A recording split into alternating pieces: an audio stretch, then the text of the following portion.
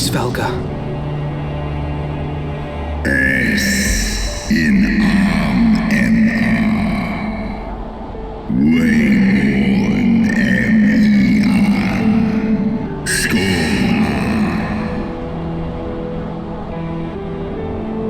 By the 12. Mine ears hear the tongue of dragons, yet the meaning rings clear within my mind. How can that be?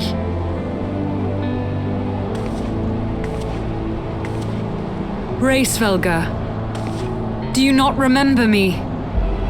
'Twas I whom you found in Dravania. I who glimpsed the truth. The truth about your past. About Shiva.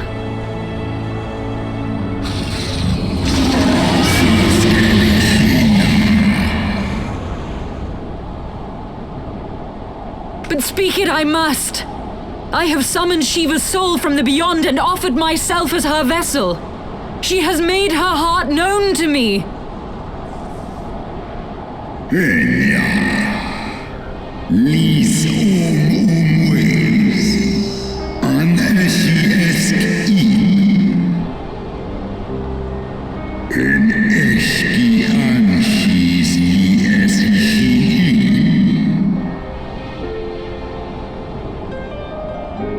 I have surrendered mine to her. Do you not see, my love? I am Shiva reborn.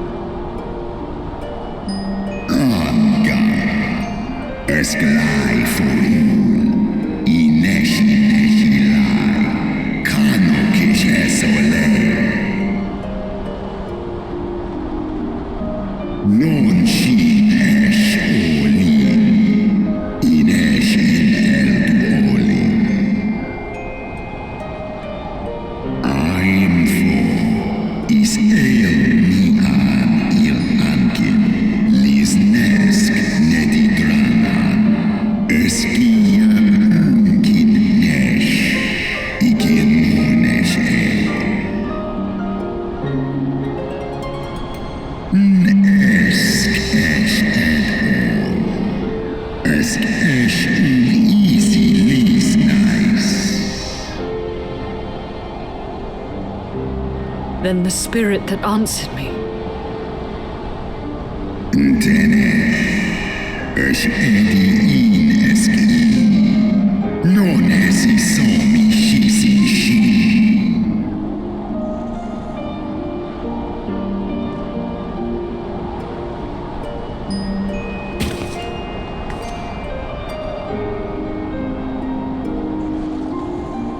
Be that as it may, Lord Svelga, Izel's desire to heal the rift between man and dragon is real, and it has borne us this far. We would spare both our kind and yours the ravages of this senseless war. Pray join your voice to ours in a call for peace and forgiveness.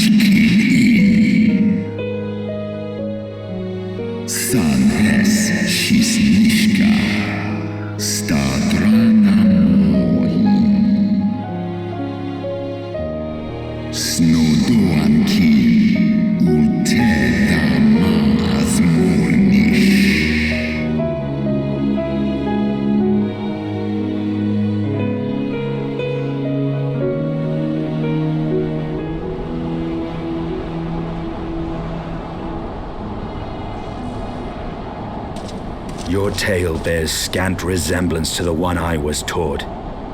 How convenient that it should absolve your kind of all responsibility. But tell me, Dragon, why should I believe your version of events?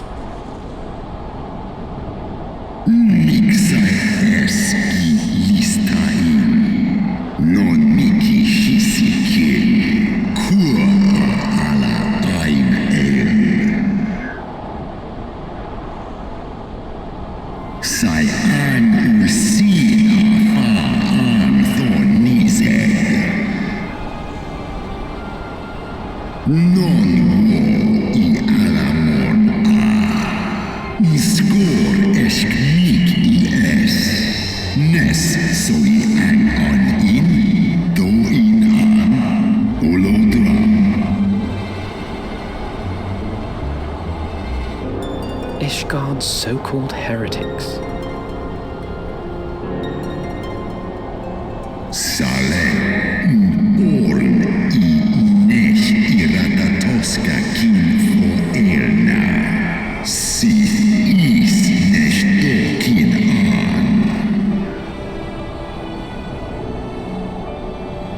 Then the seed lies within us.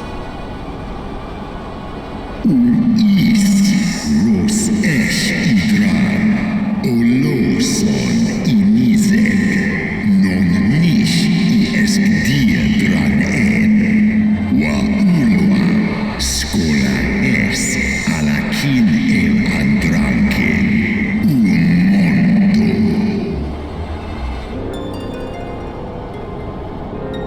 gods, I have borne witness to such a transformation. Looked on as a heretic assumed the shape of a dragon. I imagined it some manner of Dravanian enchantment. But if any Ishgardian, regardless of allegiance, has such potential within them, 12 forgive us. To think of all the dragons we've slain!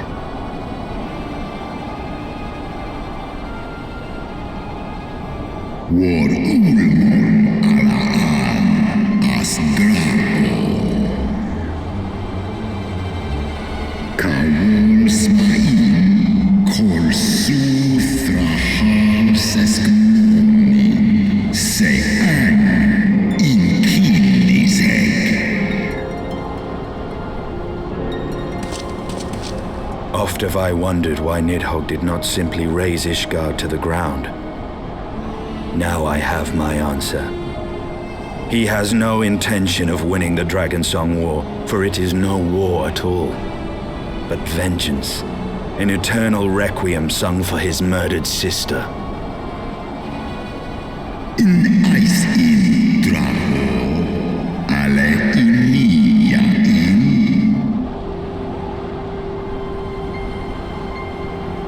I have not come this far only to admit defeat. We can still return the eye to Nidhogg and beg forgiveness for our ancestors' crimes.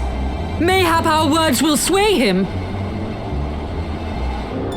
Ja lis as an in la tu ole ul in an hes isu.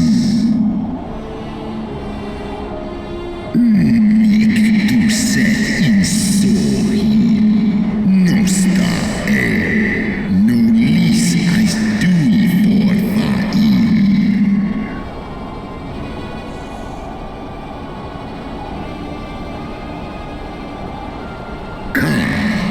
An isi a ultran as niseg for, in lai as nesh I agi ratatoska.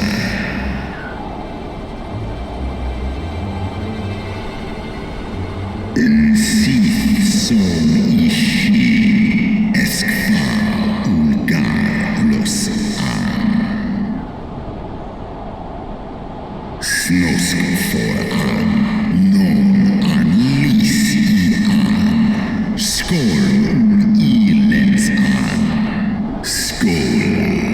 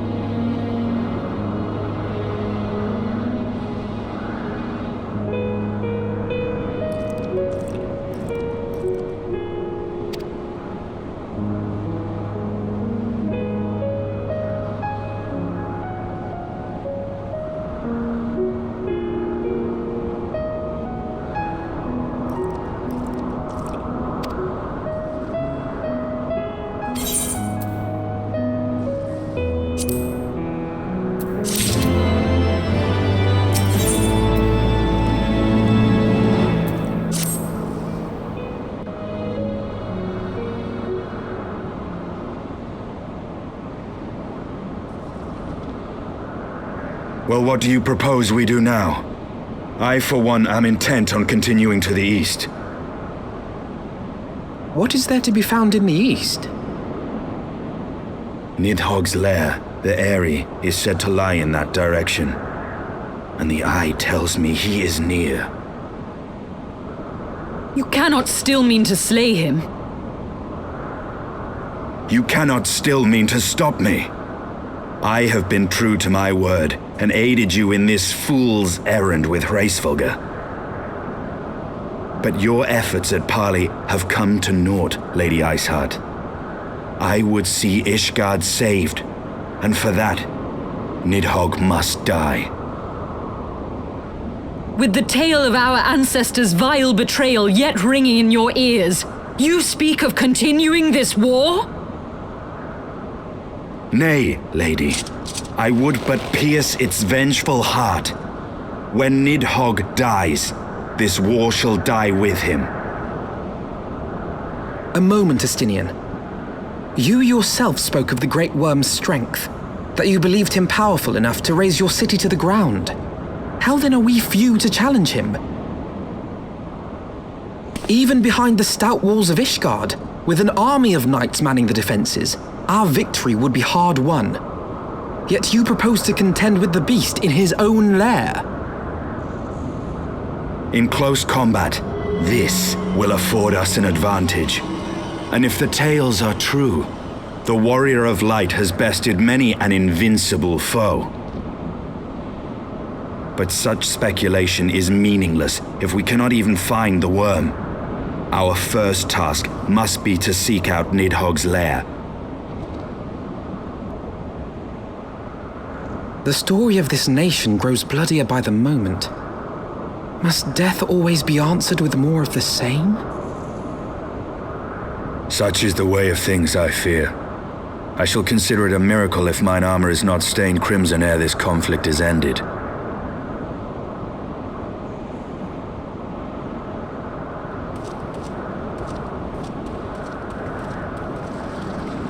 I should be blinded by my own lies. Everything I believed, everything I thought I was, gone. All gone.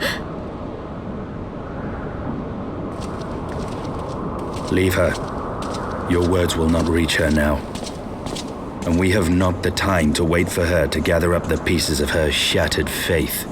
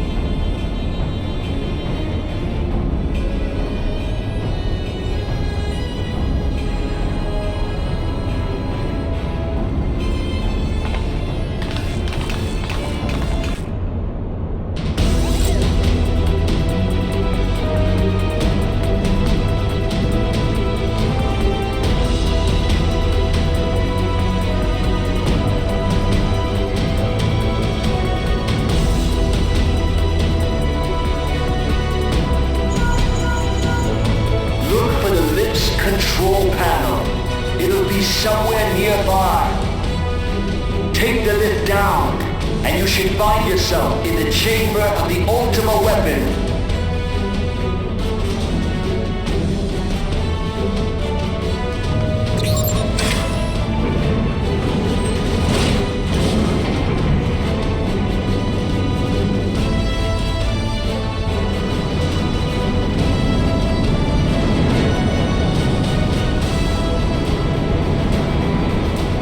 Your eyes peeled. Gaius could be waiting for you down there. Oh, and don't even think about dying.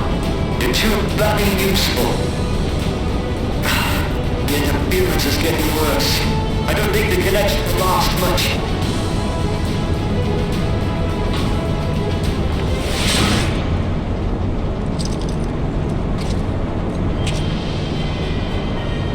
Tell me, for whom do you fight?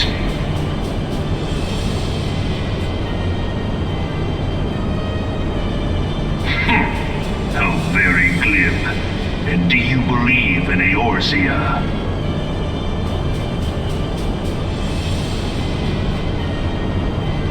Eorzea's unity is forged of falsehoods. Its city-states are built on deceit. And its faith is an instrument of deception. It is not but a cobweb of lies. To believe in Eorzea is to believe in nothing.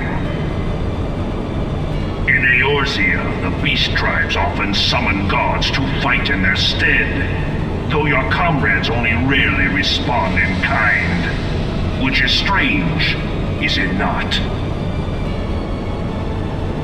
Are the 12 otherwise engaged? I was given to understand they were your protectors. If you truly believe them your guardians, why do you not repeat the trick that served you so well in Cartano and call them down? They will answer, so long as you lavish them with crystals and gorge them on ether.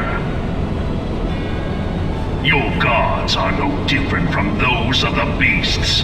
Icons, every one. Except but this, and you will see how Eorzea's faith is bleeding the land dry. Nor is this unknown to your masters, which prompts the question, why do they cling to these false deities? What drives even men of learning, even the great Louis Soir, to grovel at their feet? The answer? Your masters lack the strength to do otherwise. For the world of man to mean anything, man must own the world. To this end, he hath fought ever to raise himself through conflict, to grow rich through conquest.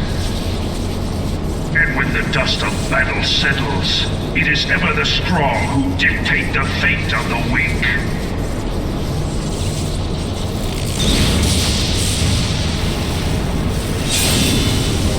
Knowing this, but a single path is open to the infinite ruler, that of false worship, a path which leads to innovation and death.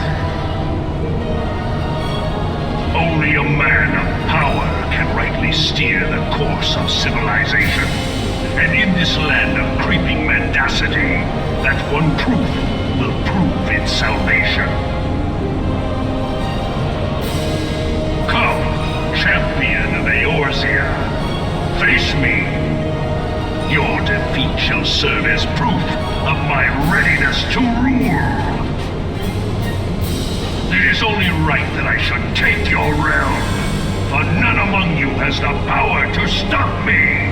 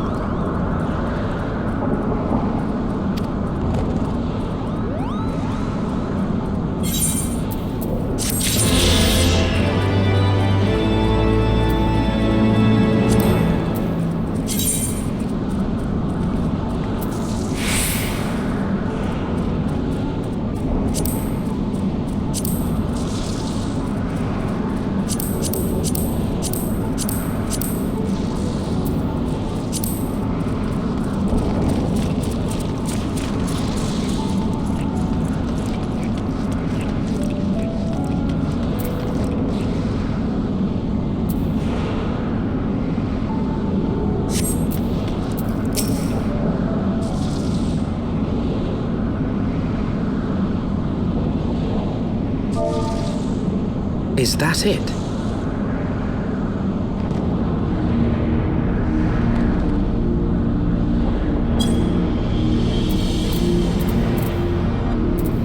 Aye, that would be the Airy. I feel Nidhogg's presence through the eye, his caustic hatred gnawing at my soul. 'Twould seem the death of his consort has put him on guard. Mark how he wards his lair with tempestuous winds.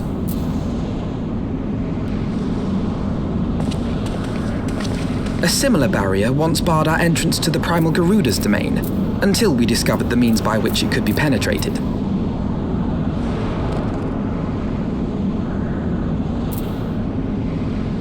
Mayhap it is time we called upon Master Garland.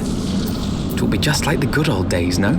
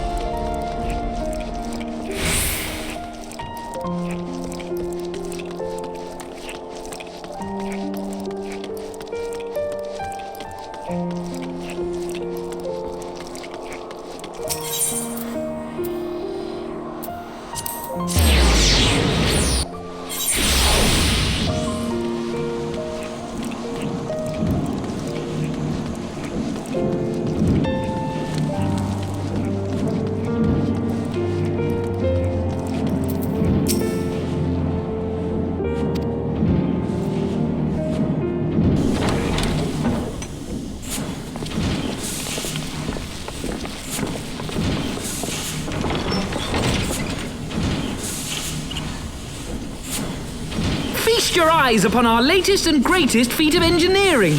We call it a mana cutter.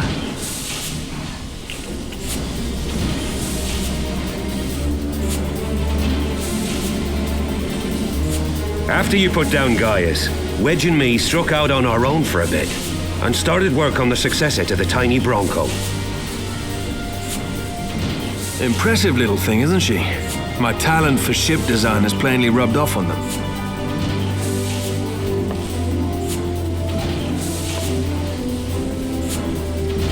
They've adapted the principles of corrupted crystal technology and constructed a mechanism which converts ether from its surroundings into elemental wind. Said wind is then harnessed by the specially engineered sails, providing the craft with propulsion and lift. All in all, a most elegant solution. I'm actually a little upset that I didn't think of it myself. The design does, however, come with one small flaw. The energy conversion ratio's bloody awful. To generate enough power to get you off the ground, you need to be in an area awash with predominantly wind-aspected ether. In other words, there are a few places you can fly, lots of places you can't. The new Ishgardian airship hasn't left the boys much time for tinkering, meaning it may be a while before this particular project takes off, if you'll forgive the pun.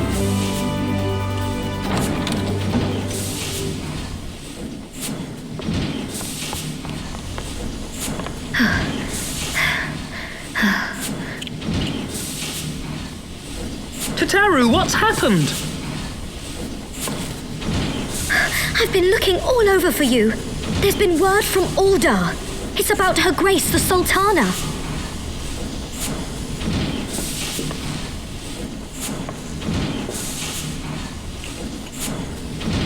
It seems you're required elsewhere.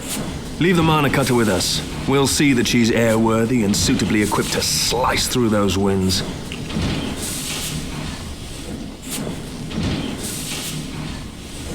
You, meanwhile, should concentrate on providing Raoban and the Sultana whatever help they need.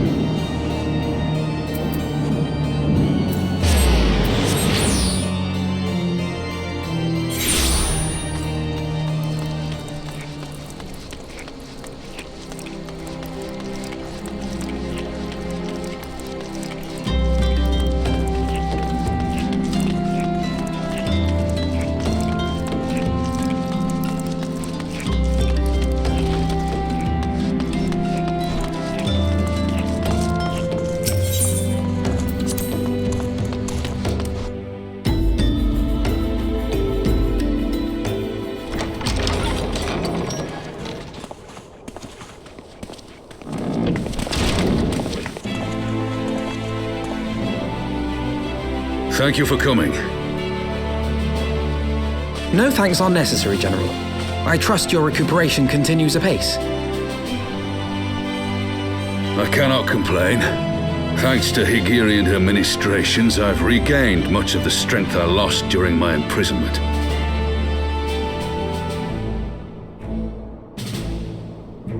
I gather you have made progress in the search for Her Grace. Aye, some good fortune at last. A few days past, Dulala informed us that a sizable shipment of alchemical supplies had been delivered to the palace.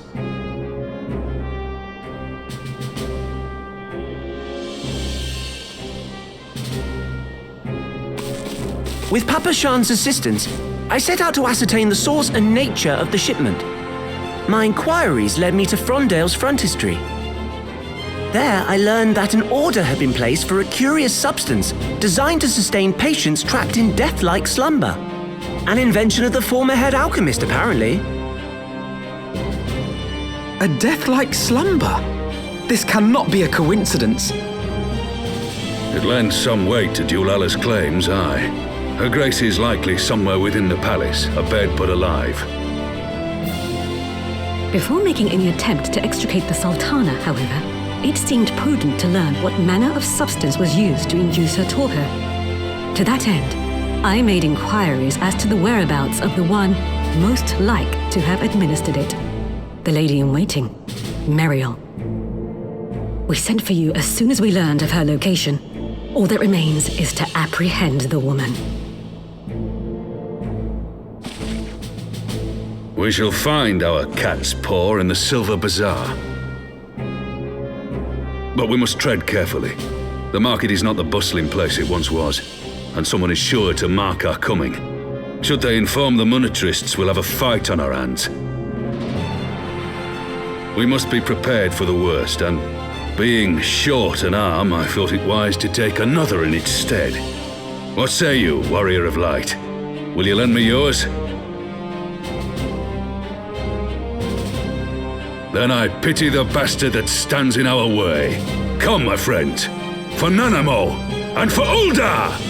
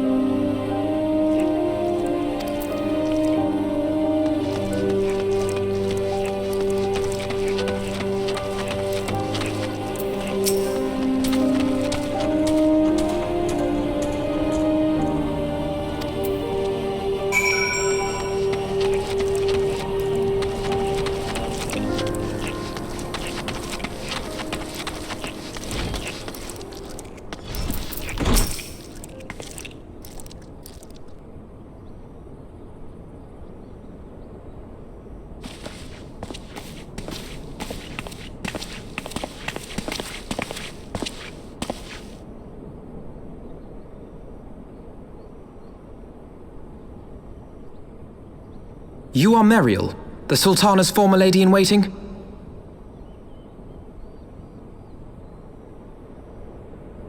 I know no one of that name. Pray excuse me.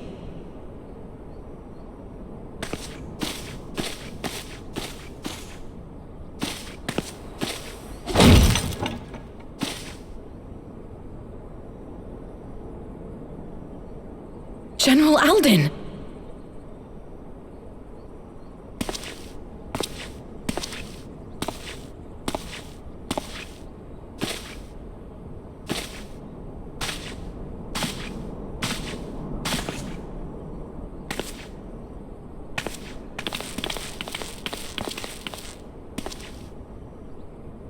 We will have the truth from you, girl.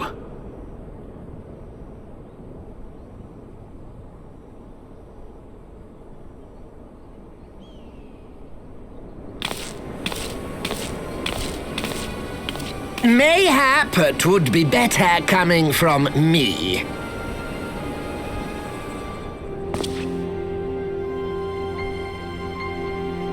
Lonorito, you'd best talk fast. As you know, Teleji Adeleji's Cartano reclamation bill was no more than a facade, a means to get his grubby little hands on that Allagan monstrosity Omega. When he learned of Nanamo's intention to abdicate, however, he was forced to amend his plans. Suddenly, assassination seemed the most promising way to further his ambitions.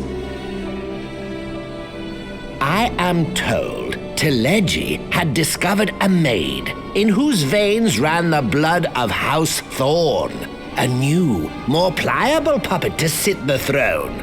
'Twould have caused an uproar, of course, but few could have contested her claim.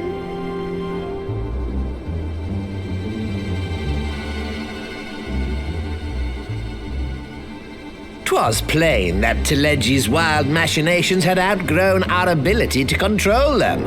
So I decided to usurp his scheme and left the fool to seal his own demise.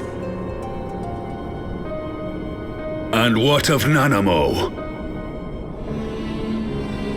Oh, I have no desire to harm her grace. 'Twould profit me little to destabilize our government. Thus did I employ young Meriel here to administer a potent sleeping potion in place of a poison.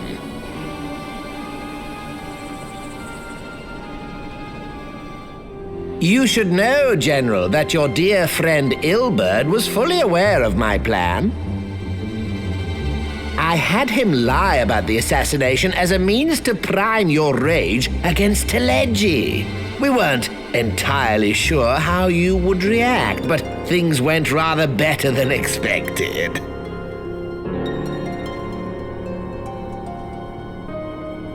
You conniving little worm! You had your claws in the Crystal Braves before their first recruit had sworn to serve! But of course, when a new game begins, 'tis only prudent to have a piece on the board. Ilberd was mine. Truth be told, a significant proportion of the Braves' initial endowment was also mine. With such large sums moving about, 'twas a rather trifling matter to disguise my own contribution.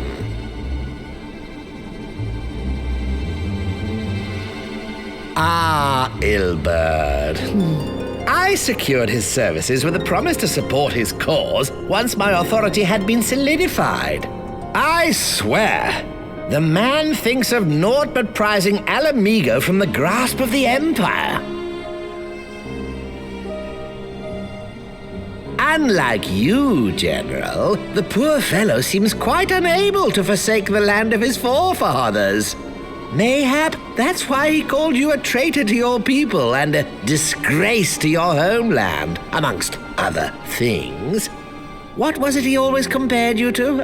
Oh, yes, an overgrown lapdog begging for scraps at the Sultana's table. Oh, how we laughed. Alas, Ilbert's entertaining little outbursts eventually gave way to wearisome tirades, and the zealous brute became rather unruly. I had no wish to see you executed, you understand, but he would not take no for an answer. Rest assured, his employment with me has long since ended. Which brings us neatly to the present. What say you, General? Both you and the Sultana are alive. We have one corpse and one fugitive, and preparations have been made to restore your good name. Shall we cry quits and start again with a blank ledger? The hells we will! Do you honestly expect me to forgive and forget? After all you've done? You're guilty of high treason! Stay your blade, Master Alden. You yourself are not innocent. Or have you forgotten your own crime in executing Teledji Adeledji without trial? Though you acted out of loyalty to the Sultana, such deeds are in violation of both the word and spirit of the law.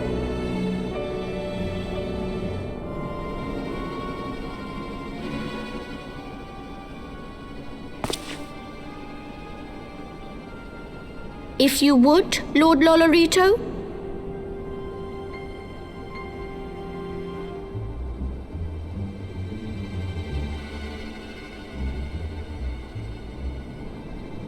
This potion will wake the Sultana from her slumber. Consider it a gesture of conciliation. You will find Her Grace resting comfortably within her private chambers. Should you doubt my word, I shall willingly accompany you to the palace as your hostage.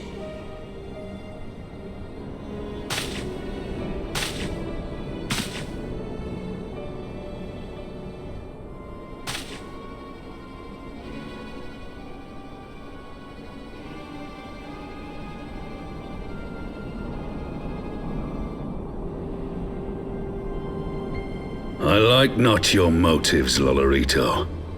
But you saved the Sultana's life, and for that, you have my gratitude.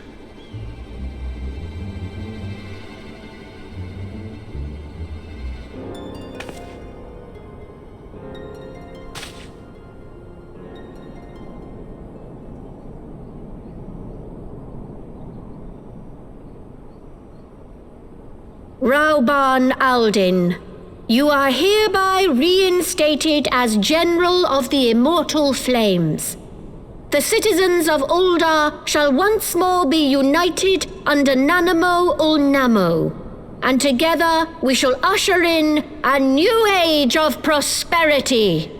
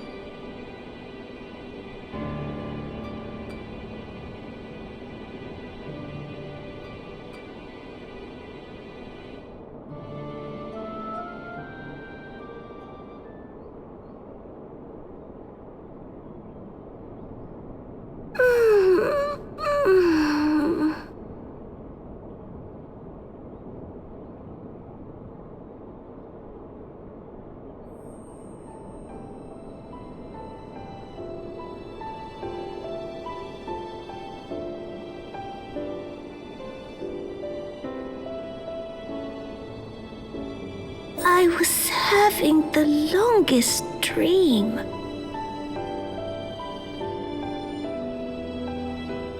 "'Tis time to wake up, Your Grace. Another day begins in Thanalan, and the sun blazes bright upon the sands.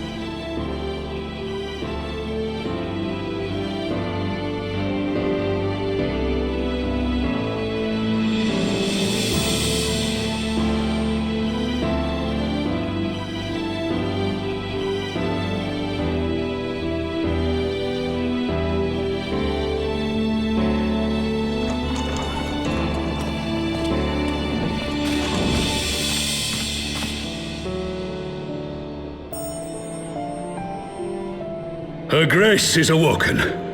The palace physician assures me she is none the worse for her slumber.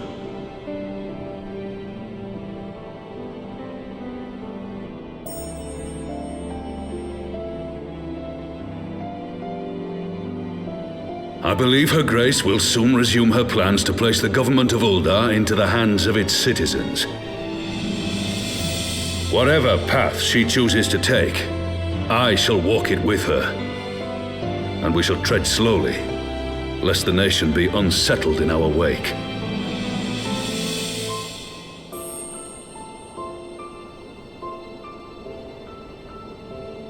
Her Grace's compassion is a shining beacon to us all. But what our city truly thrives upon is competition. 'Tis in the struggle against our rivals that opportunities are seized and fortunes made. And with the Empire on the offensive once more, now would hardly seem the time to turn our system of government upon its head. Are you privy to new intelligence, my lord?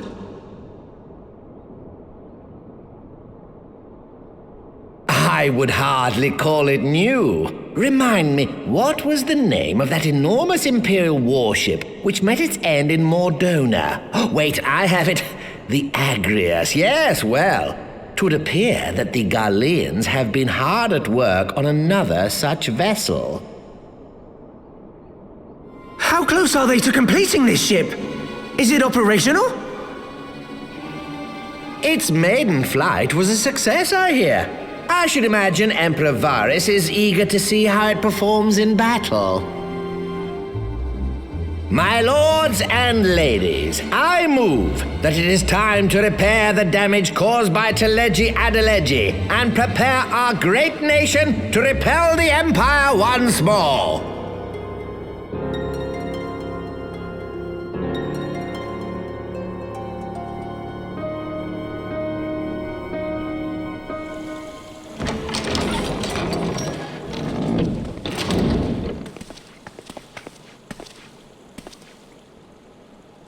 "'Tis well that the Sultana has awoken. The Syndicate yet needs to put its house in order, but 'twould seem the worst of the confusion has passed. Uldar has taken control of its future, and I must do the same.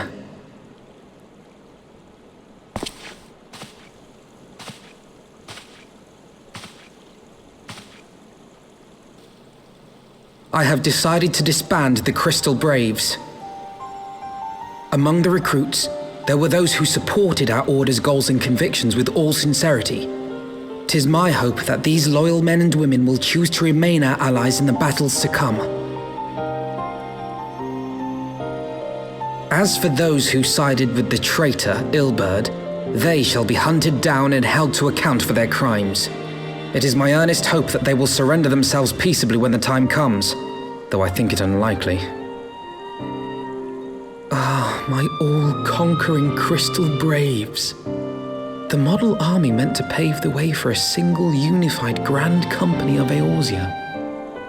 That so high an ideal should be brought so low. I need not tell you how deeply the betrayal stung me, yet I see now that it was mine own naivety and pride which allowed the Braves to fall prey to corruption. As ever, it is to your own shining example that I turn for inspiration. Like you, I mean to stand firm in the face of hardship and give mine all for the cause. Let us resume the search for our missing comrades, that we might come together to shine the light of dawn across the realm once more. The role of Crystal Brave Commander suited me ill, and I shall play it no longer. Henceforth, I shall be no more or less than Alphino, proud member of the Scions.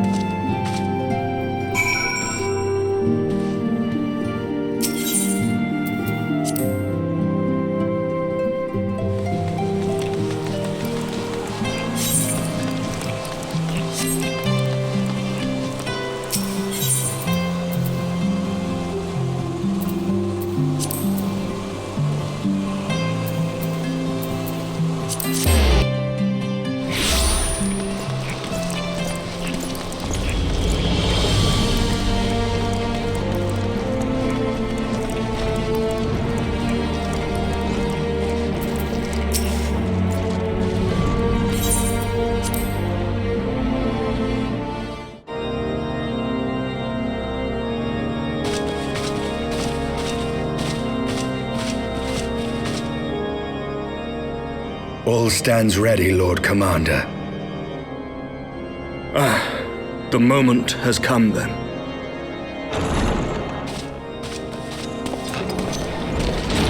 Pray excuse my lateness. I paid a brief visit to the workshop to inquire about the mana cutters. The engineers assure me that they're ready.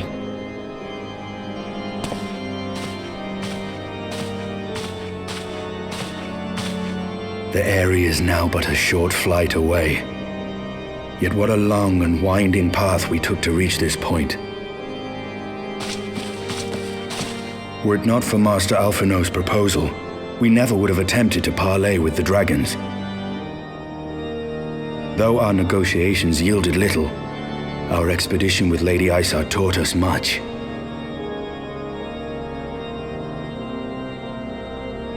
You took an unimaginable risk. I could scarce believe the tale Estinian told. Aye, 'tis true that many of our countrymen would sooner die than join hands with the heretic's mistress. But 'twas through that most unlikely of alliances that we came to speak with Hraesvelgr. A conversation that went rather poorly, as I recall. In this instance, the journey was more important than the destination. Had we not slain Nidhogg's consort, Tiaman, and put the Great Worm on his guard, the Dravanians would have arrived at Ishgard's walls long ago. Aye, that they would. Full grateful am I for every hour of respite your actions have afforded us. Thanks to you, our defenses are much improved. 'Tis but a pity they won't be enough. Thus you believe an assault upon the area represents the city's best chance of survival. Is that not so, Estinian?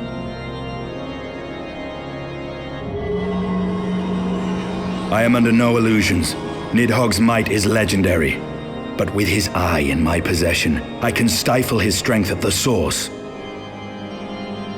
Victory will be hard won, even so, and I shall be glad indeed to have the Warrior of Light at my side. You shall have my blade as well. There are more of these mana cutters to be had, yes? Lord Commander, no! How can I, a proud knight of Ishgard, stand by and do naught while an outsider risks life and limb for our homeland? I swore an oath to protect this city. Pray leave the slaying of dragons to dragoons, Sir Knight. Your duty to command the city's defense is no less vital. Should we fail, and Nidhogg slip through our grasp, who then will hold the walls against him? Will you leave Ishgard in the hands of the Holy Sea's zealots? There are others. Who but you has the authority and the standing to orchestrate a city-wide defense? I do not, and neither does the Warrior of Light. That is why it is our place to fight, and yours to remain here, Lord Commander. What? You too, Master Alphino? By the Fury! You have shown some promise, but this adversary is far beyond your skills.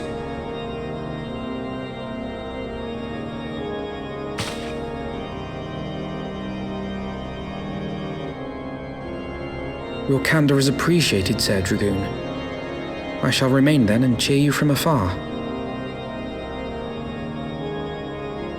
Well, my friend, 'twould seem I have discouraged the last of the volunteers, and claimed the task as ours alone.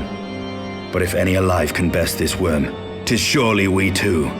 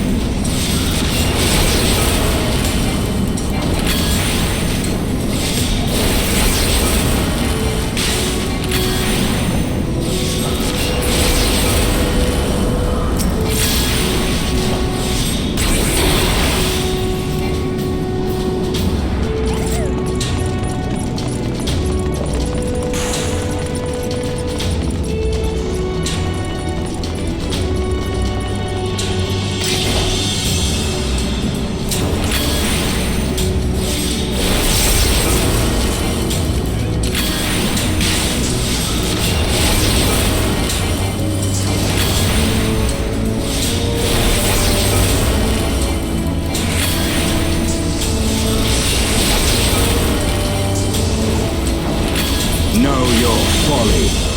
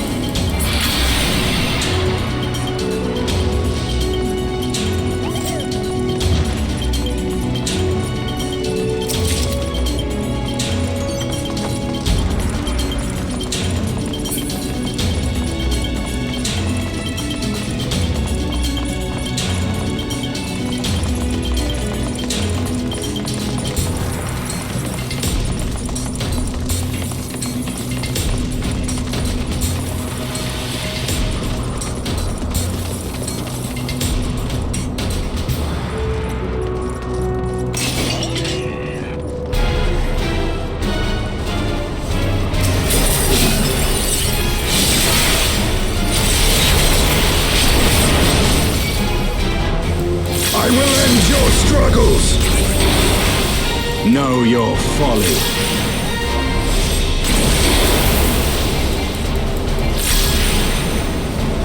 I will end your struggles!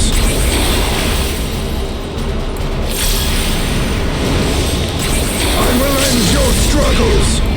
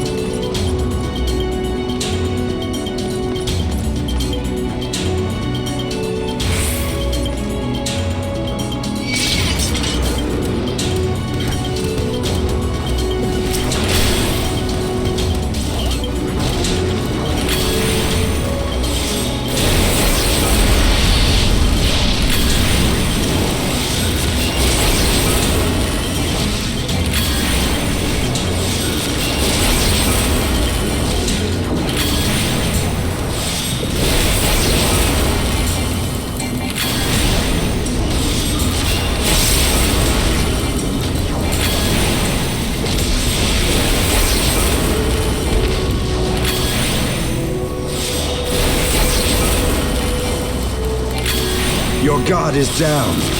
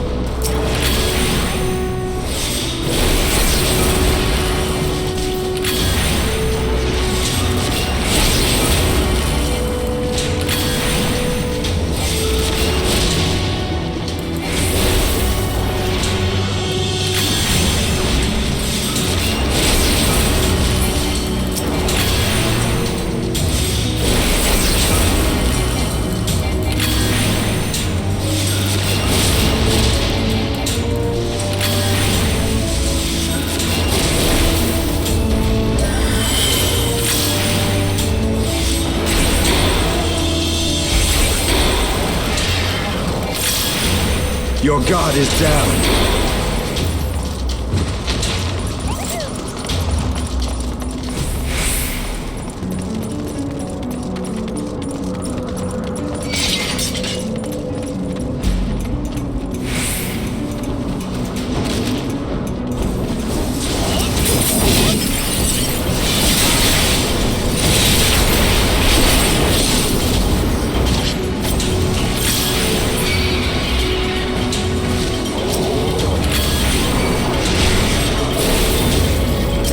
Your guard is down.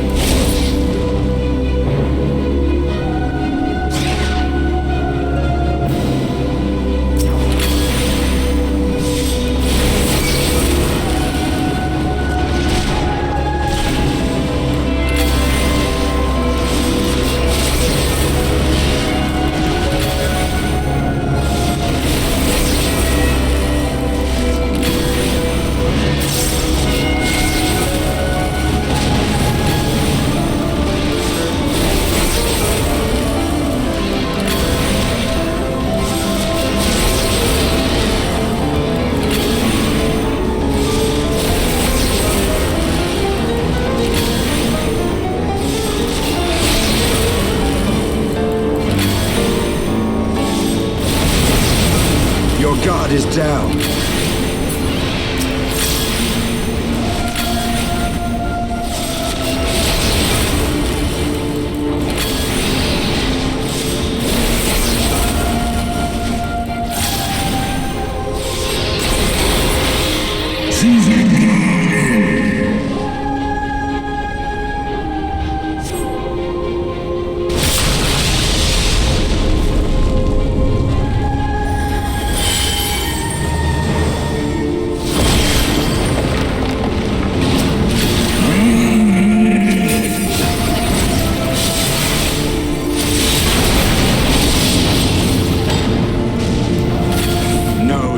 folly.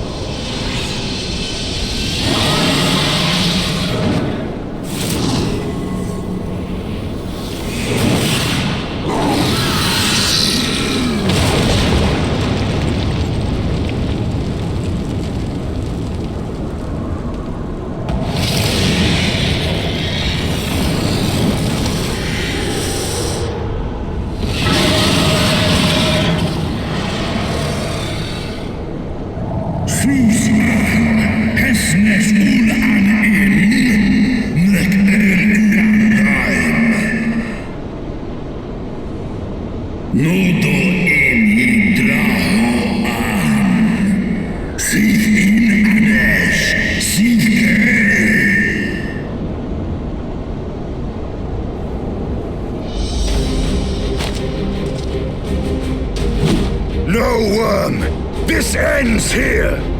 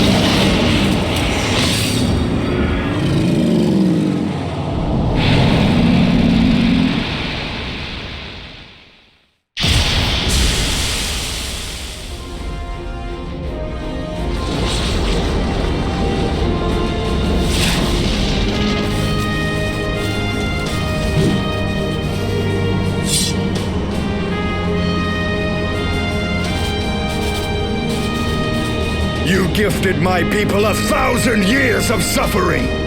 Now I gift you an eternity in darkness.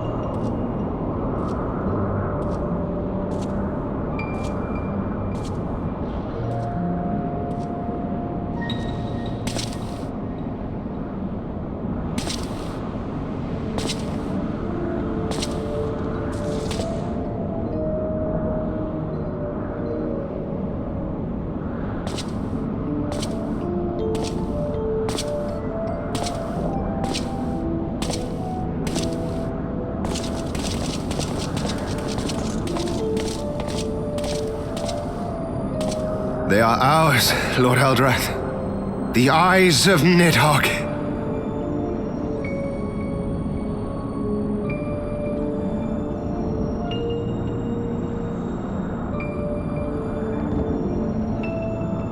Aye, the worm lies broken and my father is avenged.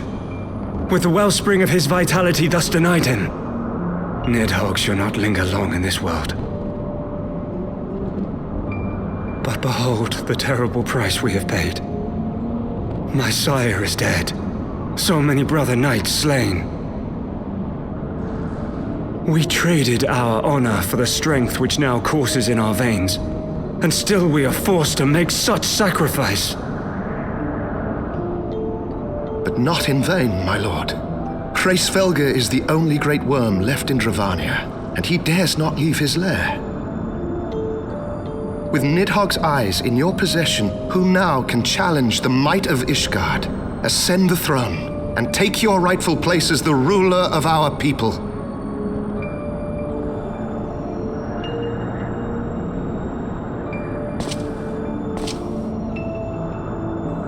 Nay, my friend. I must forsake the mantle of king. Though Nidhogg be defeated, his wormling horde yet darkens the skies with wings beyond counting. As one who partook of Ratatoska's strength, it shall be my penance to bear a knight's arms until death grants me leave to retire. When that day comes, no prince shall perish, but a hell's-bound hunter of dragons.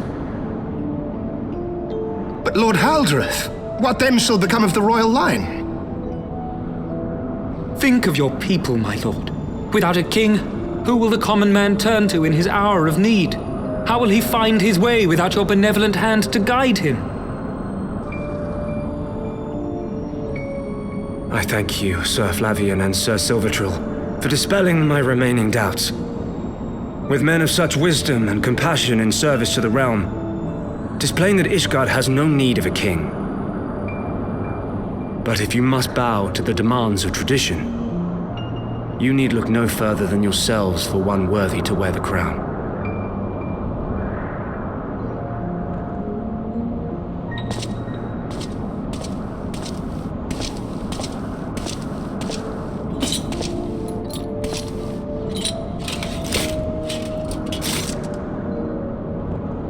Fare thee well, my brother knights, my loyal friends. On these shoulders shall I bear the weight of my father's sins. With this lance shall I repay the debt accrued through our misdeeds.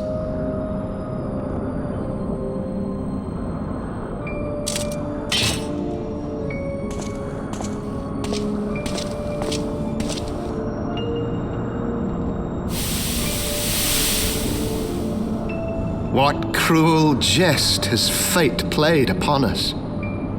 Have we seized this desperate victory only to lose a king? We can but act as our lord has bid. We few who remain must divide between us the rulership of Ishgard and her people.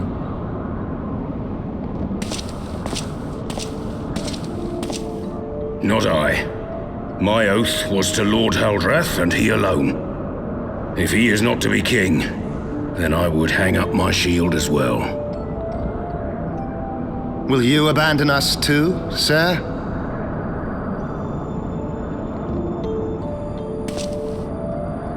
I would wash my hands of blood and betrayal and take up an honest trade. Mayhap I shall serve ale instead of sharpened steel.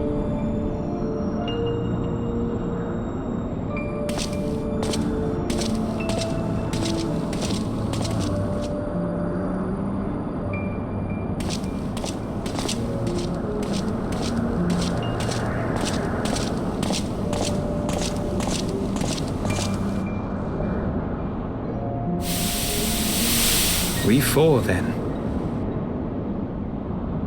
Forton, Hylanat, Dyrendare, and Zemail. But 4 houses to rule all of Ishgard.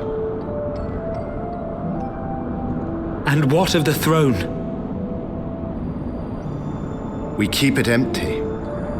Until the day a king rises once more, we must assume the role of stewards.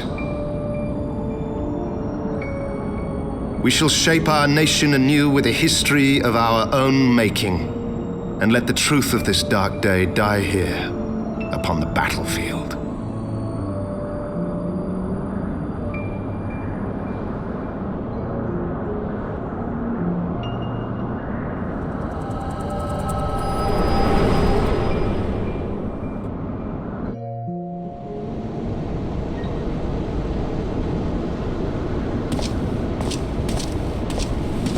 What ails you, friend? Are you wounded?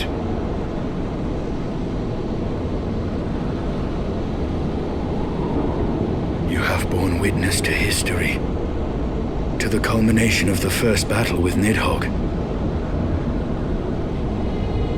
The legend of Ishgard's founding tells that our ancestors were led to the land of Kurthus by the valiant King Thordan.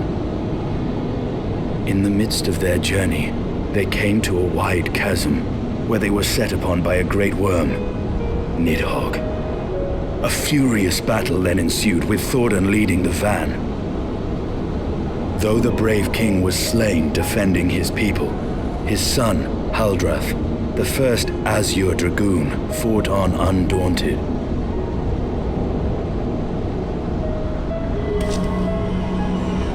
And with a mighty thrust of his lance, he gouged out Nidhogg's eye, forcing the wicked creature into retreat. Thus did this eldritch orb become a sacred treasure of Ishgard, lending its power to every knight deemed worthy to bear the title of Azure Dragoon. A rousing tale, is it not? Would that I could still believe it. But your vision, which we must accept as immutable truth, leaves no room for doubt, save on one point. If Haldrath took both of Nidhogg's eyes, then how came this eye to be lodged in the worm's skull?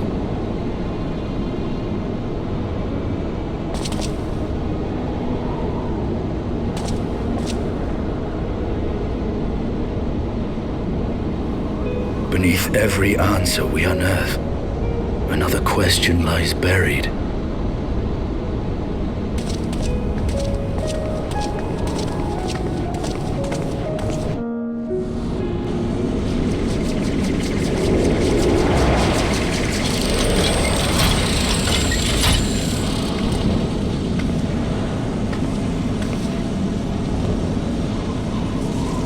Twas a fierce battle, but one I knew we would win.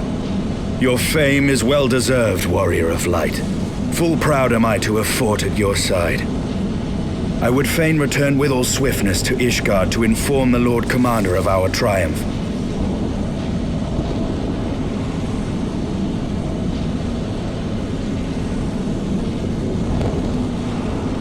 But we must first have words with Hraesvelgr. There are parts of this tale that the worm has kept from us, and I would know wherefore.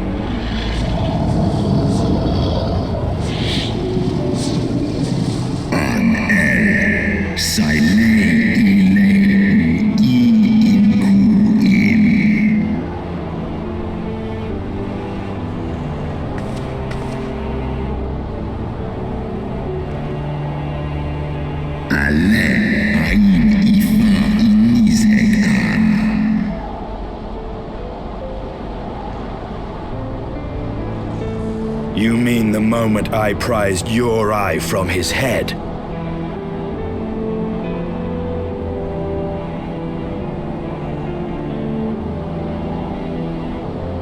Has an oledra omik es sed niseg an es an stra av an.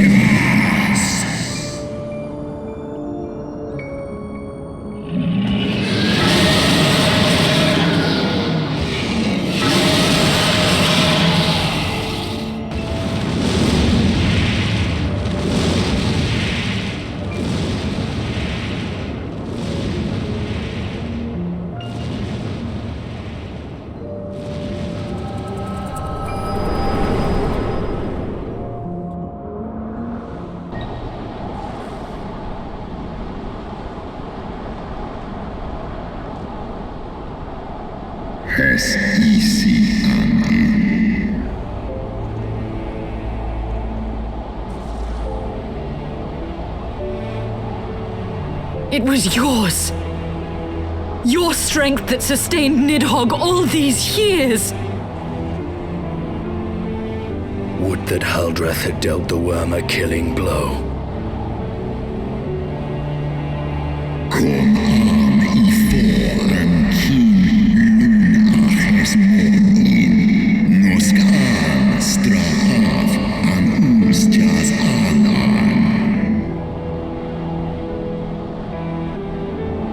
And so you acquiesced.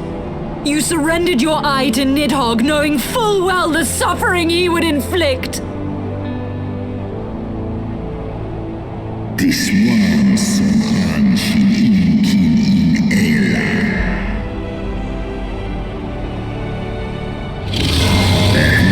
Ratan ene, esklos niseg a, lises kangaan.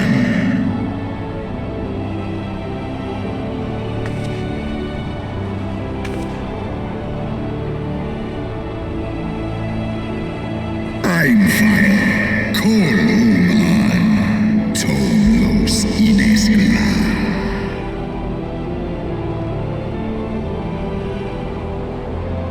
Kas Eshishizo Sekmon Inaan Stray Snowfall in Sith An.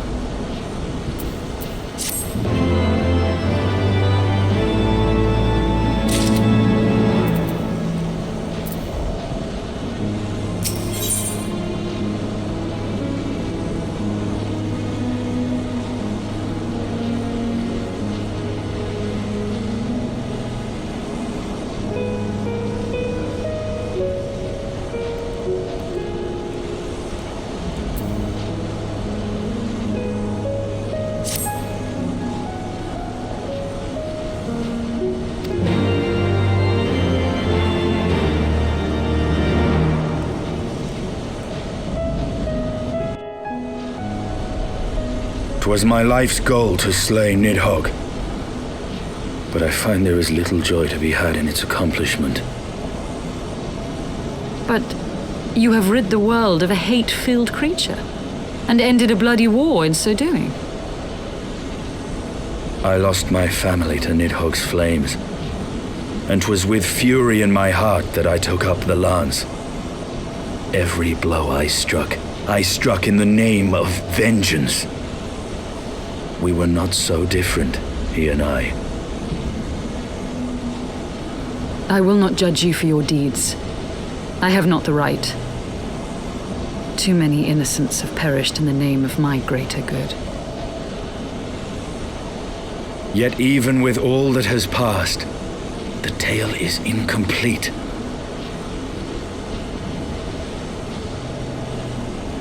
We are short a great worm's eye. Of the pair which Haldreth took from Nidhogg, only one is known to us, the one I bear. What then became of the other? Why did Nidhogg, who had taken such pains to prolong the Dragonsong War, suddenly decide to hurl his entire army against the walls of Ishgard? Lord Commander. Aye. The deed is done. Nidhogg is slain. What? In the city? A battle with whom? At once, Lord Commander. Hold firm till our return. Fighting has broken out in the city. Lord Emmerich was sparse with the particulars, but it seems some commoners threw open the gates to a force of heretics. I gave no order to attack. Are we to mark the end of the Dragonsong War by spilling the blood of our own? Mayhap Hraesvelgr was right about us. Let us away, Warrior of Light. The people must be saved from themselves. Wait! I would join you! There has been enough violence. I will appeal to my people in the city and make them see reason.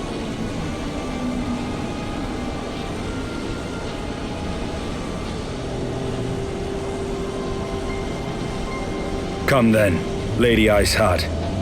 Let us write the final chapter in this damnable war.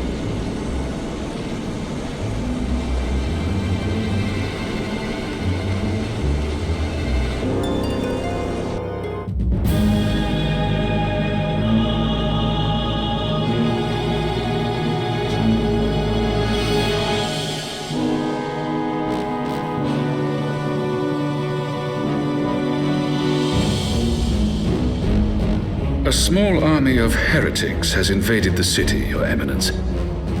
But there is no cause for concern. A sizable contingent of our soldiers is already in place to repel the Dravanian assault, and the intruders will soon find themselves outnumbered and outmatched. Our plans proceed apace, then?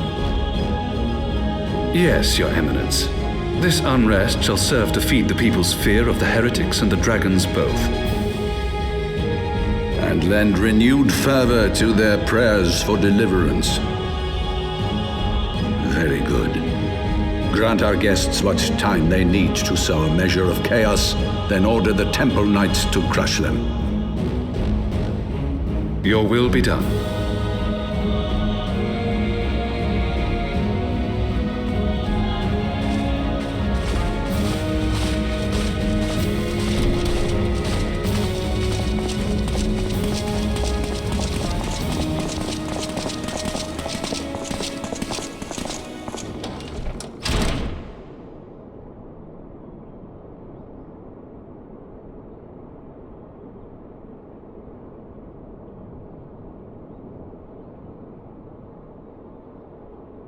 The moment is at hand.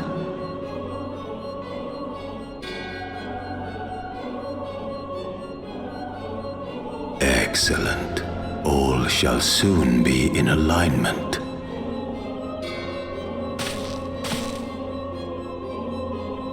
It is time for the Bringer of Light to die.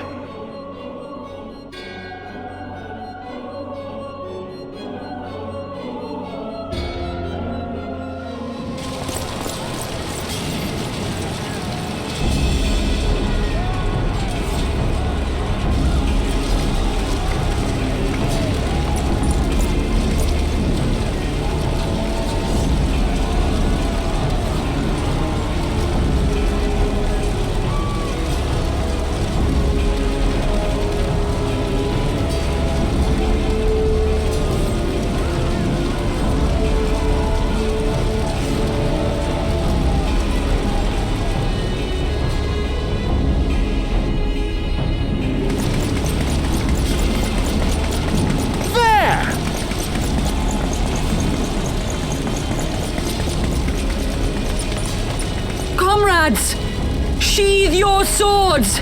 There is no need for further bloodshed! My lady! She is come!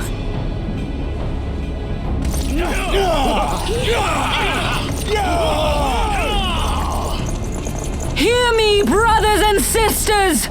The war is ended! Nidhogg is no more!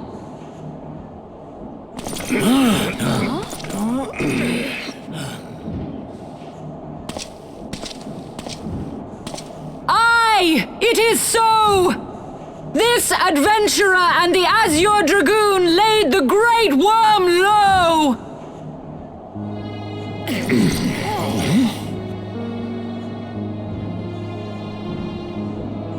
The endless cycle of violence between man and dragon was born of our forefathers' treachery.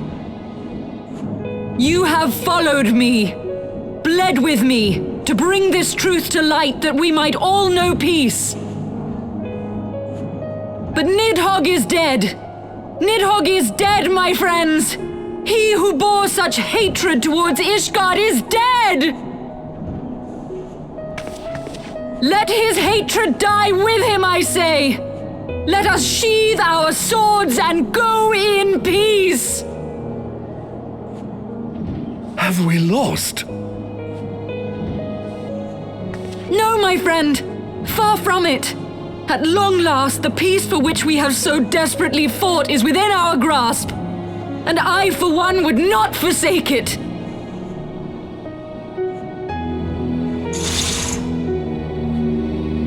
Peace?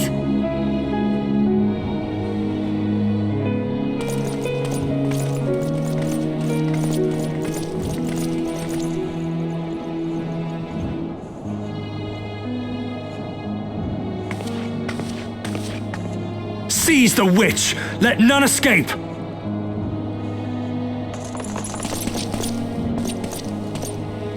Providing aid and succor to the wounded should be our first concern.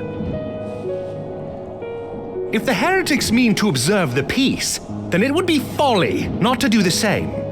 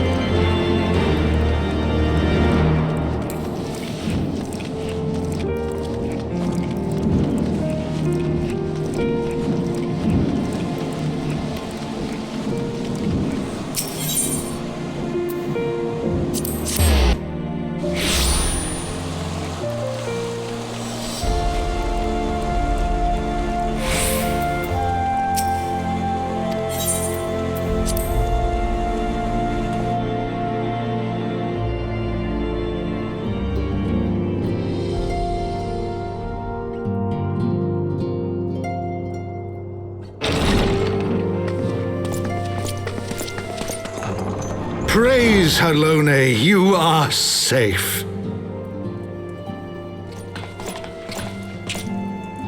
My safety was never in doubt, Father, for I had the Azure Dragoon and the Warrior of Light by my side. We bring the most wonderful tidings.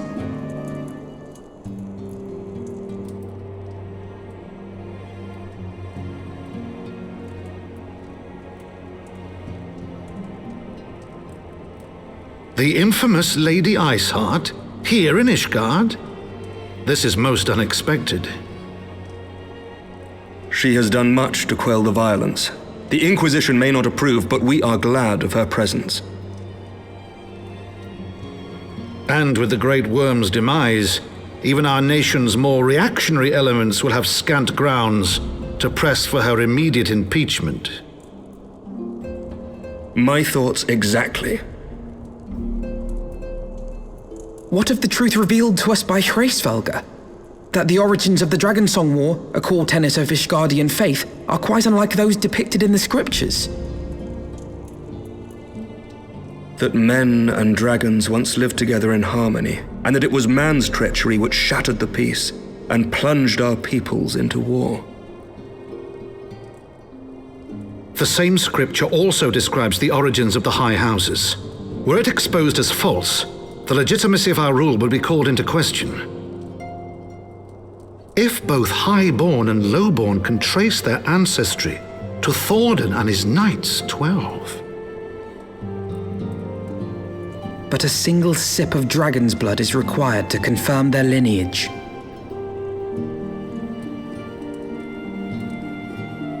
If the Holy See knew of this and chose to remain silent, their crimes are grievous indeed. Regardless, this state of affairs cannot be allowed to continue.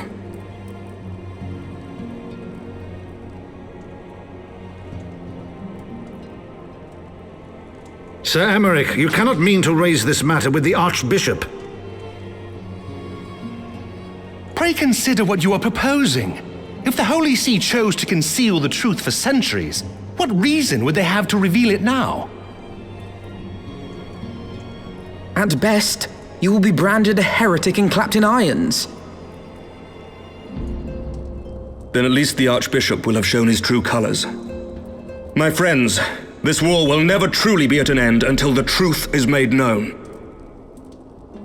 You must see what lies on the horizon if it is not. When ruled by fear of a common enemy, we were united. But now we have none. During the war, the highborn needed men to lead and the lowborn men to follow. Not anymore. 'Tis but a matter of time before the old order is called into question.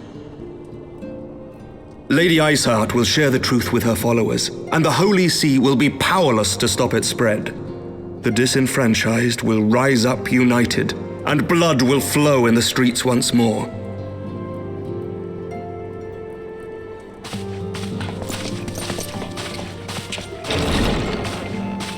A divided Ishgard will not survive.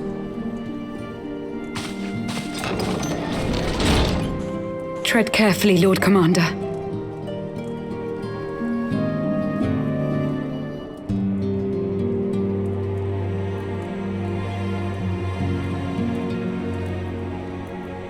My lady, is it wise to let him go?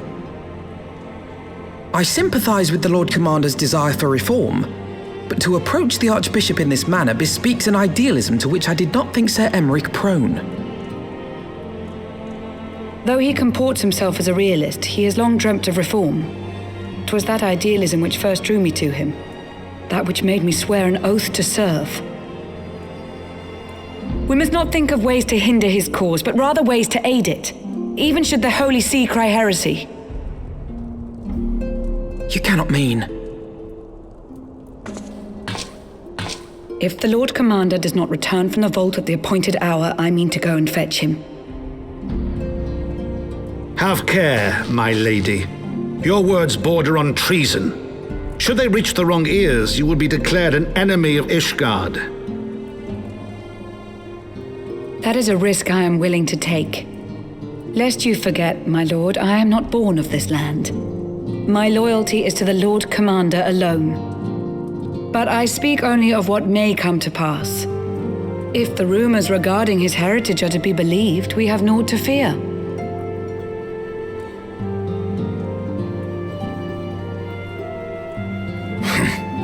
Lies and slander. Forgive me, what rumors are these? That Sir Emeric is the Archbishop's bastard son. Senior clergy are not permitted to marry and sire children, but even the holiest among us are not immune to temptation. I labor to believe it. Sir Emeric is truly the Archbishop's son. He has never been publicly acknowledged as such, but the rumors have plagued him since childhood. That he rose to his current position, despite being despised as a bastard and accused of profiting from his father's influence, bespeaks the quality of his character. It is my hope that on this occasion, the burden of his birth will work in his favor. Should our worst fears be realized, the Archbishop will not be so quick to execute his own flesh and blood, affording us time to mount a rescue. Bastard or trueborn, he is our nation's best hope. If the Holy See dares to threaten him, I shall lead the charge against the vault myself. Hear, hear! The future of Ishgard rests on Sir Emeric's shoulders. I too will do mine utmost to aid his cause. Orshafon, be reasonable.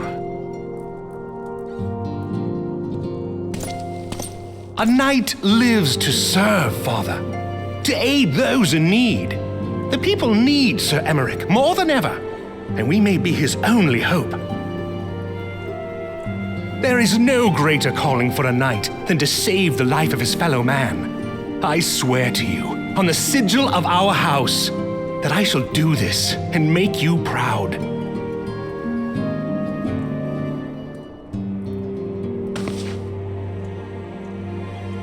Even you? Romantic, reckless fools, the lot of you. So be it. Make your preparations. I thank you all for your support.